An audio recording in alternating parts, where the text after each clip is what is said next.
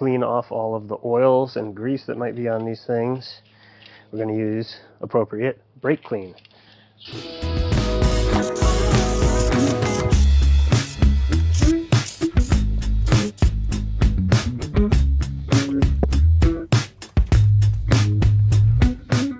That dries, we can get our paint ready here. We've got caliper paint from Duplicolor, and the color is called Silver Finishes High Gloss. So nothing fancy in the name. It's pretty simple. I'm hoping it's not still too cold outside to be painting, but we're going to do it now anyway. Okay, we've got our brake drums set up. The brake clean is dried off of them. I shook up the can of spray paint. It's got this cool little spray nozzle on the end here. And I'm going to test that out real quick. As you can hear, I have my respirator on.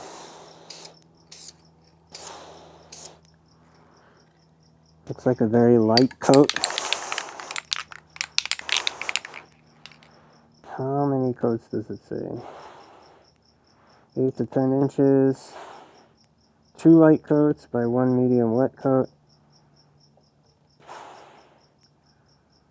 All coats within 1 hour. I'm going to do what they're describing, which is a dust coat.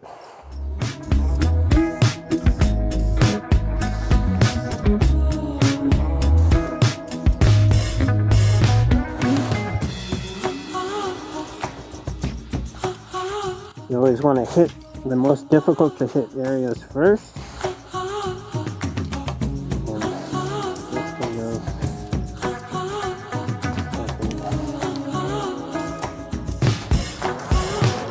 Flat areas are the parts you're really going to notice if there's any imperfections.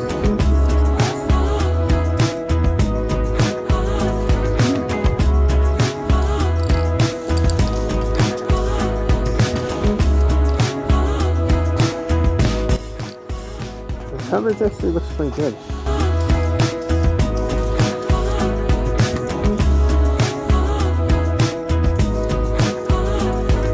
I think 2 coats will probably be enough.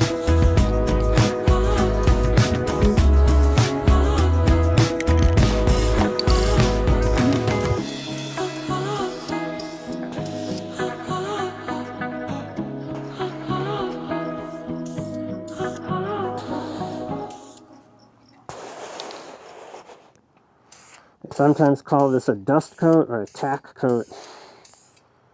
This is what sticks to the surface. You don't want to put too much, or it'll beat up into separate little islands of paint. You want it all to blend together.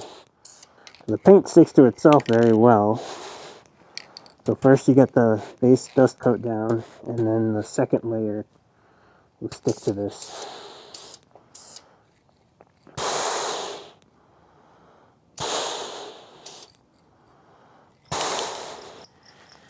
There you go.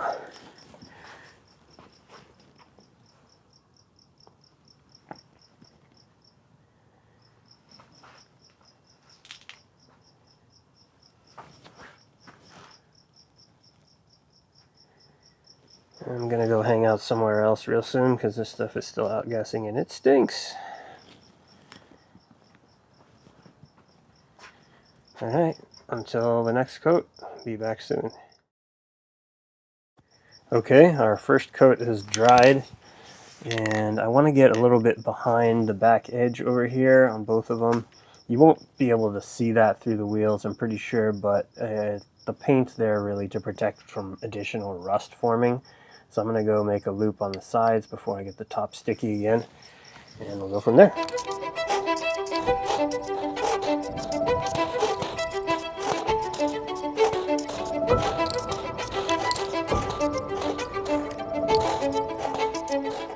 You can see how it's getting very wet here because we're trying to shoot from underneath. So I don't want to overdo this part. I'm going to let it dry for a little bit. The reason I'm not flipping these things over is I don't want to paint the braking surface on the inside. I only want to do the outsides.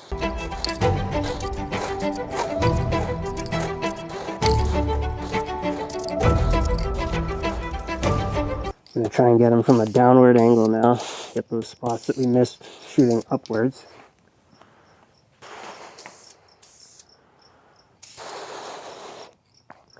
And I don't want to hit this area too much because this is where the wheels mate up against it. And if you build up too much paint, you're actually going to have a wheel that can't mount flush.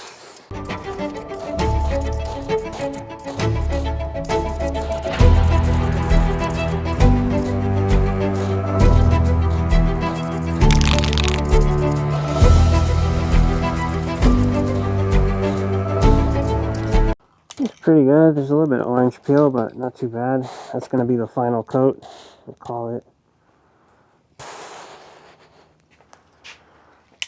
Do our inversion here.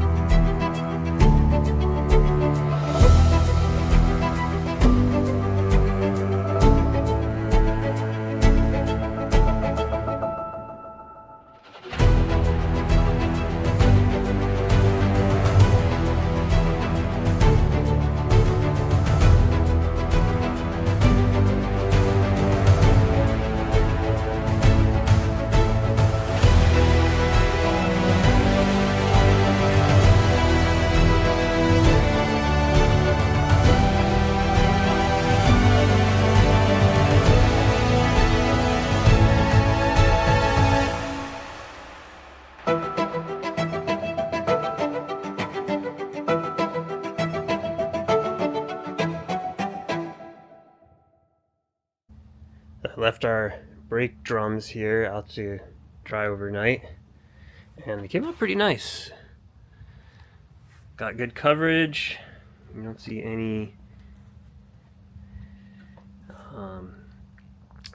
orange peel really in the paint. Not much debris or anything collected inside of it. It came out pretty good. And everything is dry, so I think it's safe to put back on the vehicle now.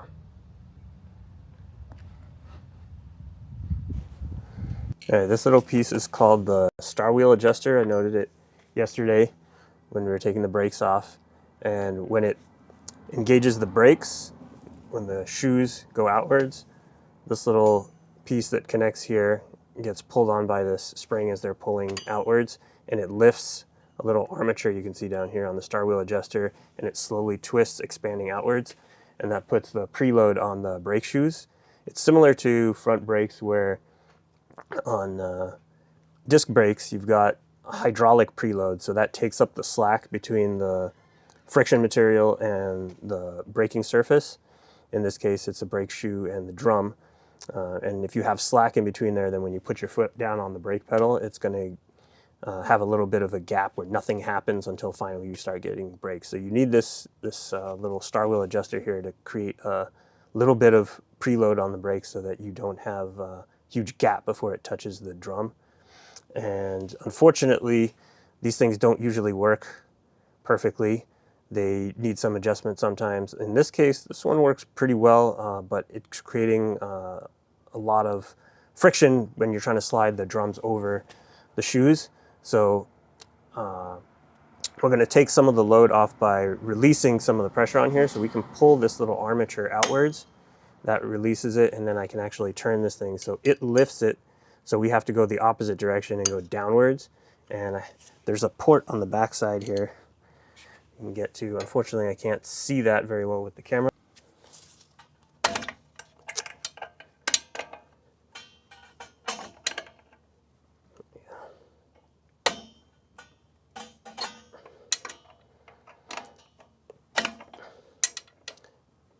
So we're taking some of the load off the brakes.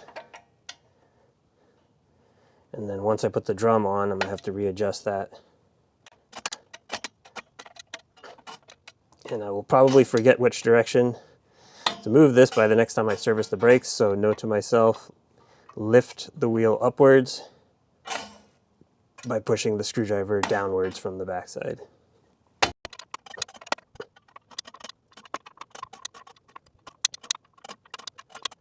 That might be enough. Let's see if we can fit a drum over it.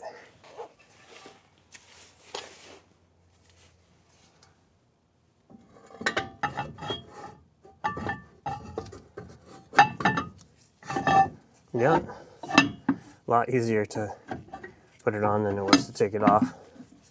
But now you can see the drum is pretty loose, so we're gonna have to tighten that star wheel adjuster up in the opposite direction.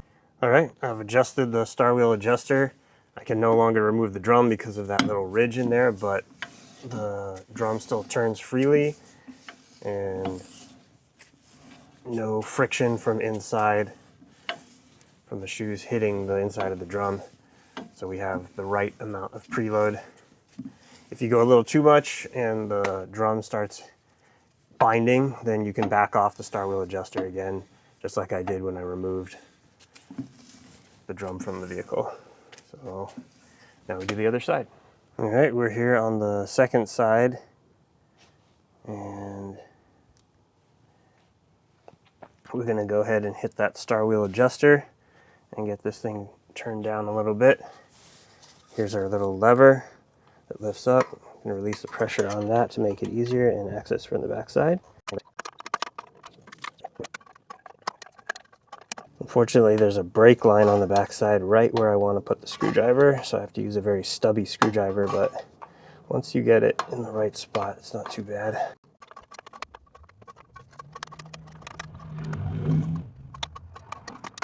Let's see if we made enough clearance to put the brake drum on.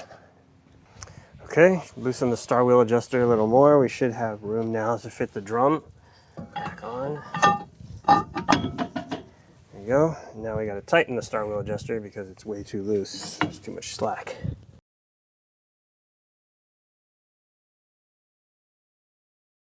Okay, got the drums adjusted. The shoes are exactly where they need to be. Everything can spin freely. I'm going to clean off the dirty fingerprints off here. Don't use brake clean for this stuff because the paint, although it's high temp, is subject to acetone removing it, so it will not stay on like anodizing or plating or powder coating.